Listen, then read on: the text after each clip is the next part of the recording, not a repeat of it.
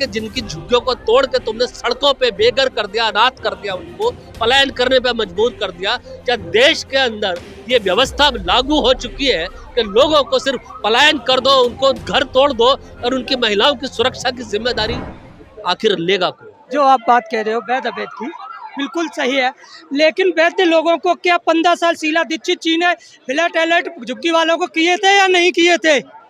वो झुग्गी वाले अपने फ्लैटों में जाके झुग्गी खाली क्यों नहीं की? दूसरी चीज, परसों जब मद्रासी कॉलोनी में बिल्डोजर चला, 191 नवोदय वाले की परसों की न्यूज देख लीजिए, 191 फ्लैट अलर्ट थे, 263 घरों को तोड़ा गया। लेकिन जो बाकी जिनके पास डॉक्यूमेंट्स क्लियर थे, सही थे, पात्र थे, उनको हम प्राइम मिनिस्टर जी ने हमारे ने जो वादा किया था उसको पूरा किया। वो जाके अपने फ्लैटों में क्यों नहीं रहते? उन्हें 3 दिन पहले का नोटिस दे दिया गया कि आप अपने फ्लैटों में जाइए। बाकी जो बाहर के लोग हैं, जो बिल्कुल पात्र नहीं है, जो अवैध हैं, वो यहाँ से अपने आप खाली कर जाइए, हम बिल्डोजर चलाएंगे। हम अपनी जगह का अपने तरीके से इस्तेमाल करेंगे। सरकारी जगह को, हमारी सरकारी जगह बेवजह और बेचकीमती जगह को हम बेवजह यूज नहीं करने देंगे। ये बात सही है। आप जो बात कह रहे हैं कि इन लोगों की, ये कहते हैं कि 40 साल से हम रह रहे हैं यहाँ, 40 साल से रह रहे हो, ठीक है, मैं मानता हूँ। 40 साल में आपने दिल्ली का वोटर कार्ड बनवा लिया, आधार कार्ड बनवा लिया, पैन कार्ड बनवा लिया। क्या 40 साल पहले आपके 40 साल पिछले या पीछे जाता हूँ मैं अब, 40 साल पहले जब आप आए थे तो क्या बिना माँ बाप के पैदा होके आए थे? कहीं उनका पता तो होगा, गांव होगा, मकान होगा, कहीं वोटर कार्ड होगा, राशन कार्ड होगा, कुछ प्रूफ तो होगा, वो दीजिए। क्या आप हिंदुस्तान के निवासी थे 40 साल पहले, लेकिन हम कमाने के लिए यहाँ दिल्ली में आए? क्यों नहीं देते हो भाई? हमने आज एक चीज चल रही कि pan card, ration card, voter card, mobile number सब एक जगह एकत्रित किया, बैंक अकाउंट हो, सब कुछ एक जगह एकत्रित किया। किस लिए किया?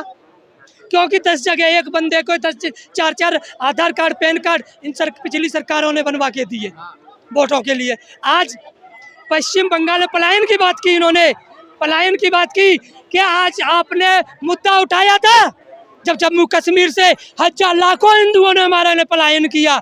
क्या आपने आज तक मुद्दा उठाया? पश्चिम बंगाल में दुर्गा पूजा के समय हिंदू काटे जाते हैं, पलायन कर जाते हैं। क्या आपने आज तक मुद्दा उठाया? क्यों नहीं उठाया भाई? क्योंकि वो सरकार सही थी, वो हमारे तरीके से काम कर रही थी, हमें दिल्ली में कब्जा करने के लिए, हुकूमत करने के लिए दे रही थी। बस इसीलिए तो यही प्रोपेगेंडा रचना जानते हैं ये लोग, और कुछ नहीं। मोदी जी का ये कहते हैं कि नारा दिया, जहाँ झुग्गी वहाँ पक्का मकान। अरे मोदी कह रहा है ना, आप जाइए पक्के मकान में, क्यों नहीं जाते हो भाई? आपको कौन कहता है कि आप झुग्गी में रहिए? आप पात्र हो तो जाइए, आप पात्र हो तो नहीं मिलेगा। अब इनका जवाब करें, आप जाइए मकान में, आप झुग्गी में क्यों?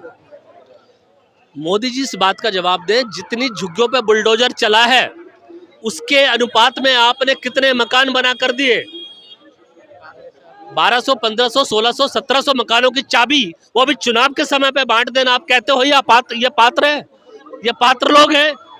उसका ब्यौरा दीजिए, कितनी झुग्गियों पे अभी तक आपने बुलडोजर चलाया, उनको नेस्ता नाबूद किया।